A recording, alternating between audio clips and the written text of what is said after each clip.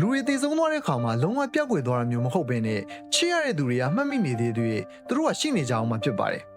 ဒါပေမဲ့အချိန်ကြီးကြာလာလို့အားလုံးကမေ့သွားတဲ့အခါကျမှပြောက်ကွယ်သွားတတ်တာဖြစ်ပြီးတော့လောကကြီးကလူတစ်ယောက်ကိုမေ့သွားတိုင်းမှာညအခါကျဲလေးတွေကကြွေကြလာတတ်တယ်လို့ The Memory Library လို့ခေါ်တဲ့စာကြည့်လိုက်တဲ့မှာဆိုလို့ရှိရင်စာအုပ်လေးတို့ကပေါ်ထွန်းလာတတ်ပါတယ်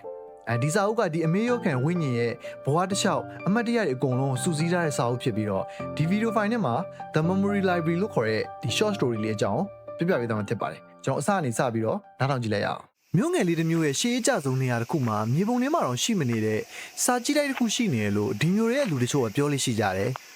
ဒီစာကြည့်လိုက်ကအမေရောခံဖြစ်သွားတဲ့ဝိညာဉ်ရဲ့အတန်ကိုနားထောင်မှုအတွက်လုံလောက်တဲ့အချိန်ဖြစ်တဲ့ညတကောင်ရဲ့အချိန်မှသာဖွင့်လို့ရှိရလဲဖြစ်ပါတယ်စာကြည့်လိုက်တယ်မှာဆိုလို့ရှိရင်မီးရောင်နေမရှိဘူးနူးညံ့တောက်ပနေတဲ့စာအုပ်တွေပဲပြည့်နေပြီးတော့အဆုံးမဲတဲ့စာအုပ်စင်တွေပဲရှိသလိုစာအုပ်တိုင်းမှာဆိုလို့ရှိရင်လည်းလူတဦးစီရဲ့နာမည်ကိုရေးထားတာဖြစ်ပါတယ်ဒါစာရေးဆရာရဲ့နာမည်မဟုတ်ဘူးဝိညာဉ်တစ်ခုချင်းစီရဲ့နာမည်တွေပဲဖြစ်ပါတယ်စာအုပ်တိုင်းကလူတဦးချင်းစီရဲ့ဘဝတစ်လျှောက်လုံးကအမှတ်တရတွေသူတို့ရဲ့ရီမောသံတွေသူတို့ရဲ့နာကျင်မှုတွေသူတို့ရဲ့လှုပ်ဝက်ချက်တွေနဲ့သူတို့မကွယ်လွန်ခင်မှာပြောသွားခြင်းမရှိတဲ့စကားလုံးတွေအားလုံးကိုတင်းဆဲထားတဲ့လူတွေမျိုးတွေကလူတွေကပြောလို့ရှိကြရတယ်ဖြစ်ပါတယ်ဒီလိုနဲ့အေးဆက်နေတဲ့ညတညမှာကောင်လေးတယောက်ကစာကြည့်လိုက်တဲ့ကိုပြုတ်ကျလာခဲ့ပြီးတော့ဒီကောင်လေးရဲ့ဒီနေရာကိုစွန့်ပစ်ထားတဲ့နေရာလို့ထင်နေရလဲဖြစ်ပါတယ်ဒါပေမဲ့စာအုပ်တုပ်ကသူ့ရဲ့အမြင်အာရုံကိုဖန်ဆားဖို့အတွက်ရွှေရောင်တွေတောက်ပနေခဲ့တယ်သူယူကြည့်လိုက်တဲ့အခါစာအုပ်မှာသူ့နာမည်ကိုရေးထားတာတွေ့လိုက်ရပြီးတော့စာအုပ်ကိုဖွင့်လိုက်တဲ့အခါမှာသူဟာရုတ်တရက်အခြားအချိန်တစ်ခုကိုရောက်သွားပြီးတော့သူမွေးဖွားလာခဲ့တဲ့အချိန်တွေအဖေနဲ့အမေနဲ့ပျော်ရွှင်စွာဆော့ကစားခဲ့တာတွေအပေါင်းအသင်းတွေအချင်းနဲ့စတင်ထိတွေ့ခဲ့တဲ့အချိန်တွေကိုပိုင်မိသားစုနဲ့ပျော်ရွှင်ခဲ့တဲ့အချိန်တွေကိုပြန်တွေ့လိုက်ရသလိုဝမ်းနည်းဖို့ကောင်းတဲ့ခံစားချက်တွေနဲ့သူ့ဘဝတစ်လျှောက်လုံးအရာအလုံးကိုတွေ့လိုက်ရတာလည်းဖြစ်ပါတယ်ဒီလိုနဲ့သူသဘောပေါက်လိုက်တာကသူကသေဆုံးသွားပြီဖြစ်ပါတယ်ရုတ်တရက်လန့်သွားပြီးတော့စာအုပ်ကိုလက်ထဲကလွတ်ချလိုက်ပေမဲ့သူ့ရဲ့အနောက်ကနေအဖွားကိုတယောက်ကရောက်လာခဲ့တယ်မကြောက်ပါနဲ့လူငယ်လေးမင်းရောက်နေတာအမှတ်တရစာကြည့်လိုက်ဆိုပြီးတော့ပြောလိုက်တယ်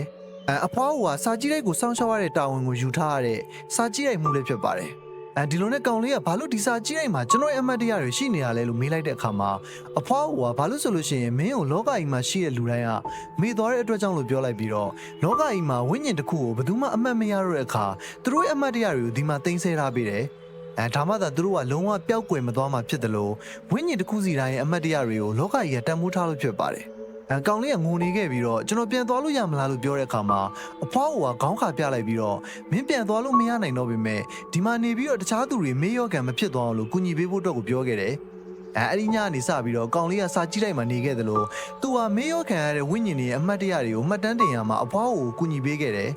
ဒီလိုနဲ့တနေ့မှာအဖွားကပို့ပြီးတော့အားနေလာခဲ့ပြီးတော့ကောင်လေးကိုစာအုပ်အသစ်အလို့တအုပ်ကိုပေးခဲ့တယ်